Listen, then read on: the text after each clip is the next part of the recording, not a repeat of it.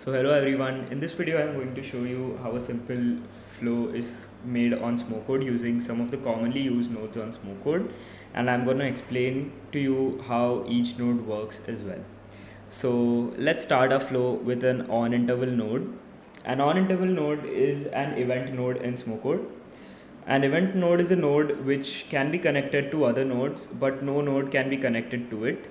As you can see, we have a bubble on the right side of the onInterval node which allows us to connect it to another node which follows it, but there is no bubble on the left hand side. So how an onInterval node works is basically like an interrupt. It is an interrupt based node which gets triggered after a time interval of 1 second in this case. If you double tap on the onInterval node, the properties for the node open up, so you can change the interval time to how much ever you like. You can also decrease it to decimal points.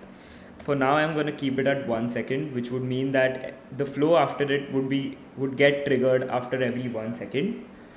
The second node I want in our flow is the display num node.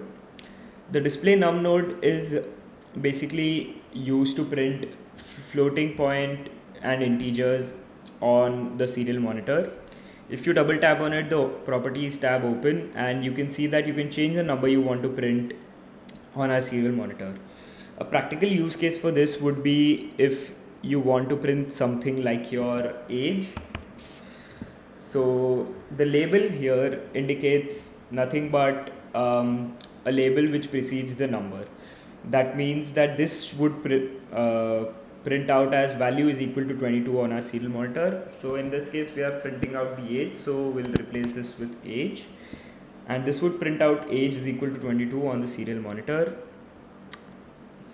Then we connect our onInterval node to our display num node.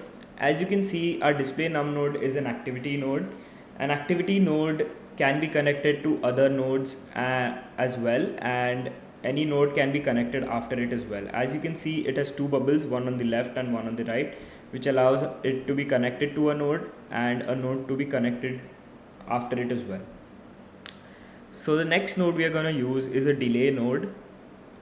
A delay node is a node similar to your delay function in your C code. It's going to wait for a time period which you once again specify in the properties. So in this case it's 1 second, but I'm going to increase it to 3 seconds. You can also decrease it to floating point decimal values if you want a shorter delay. I'm going to put it at 3 seconds for now. And the last node which I'm going to use in our flow is the display node. The display node is similar to the display num node, but this node only displays strings on our serial monitor. And let's connect the delay node to the display node as well. And for practical use case, we can use it in debugging. You can print out whatever has been executed in the program before it.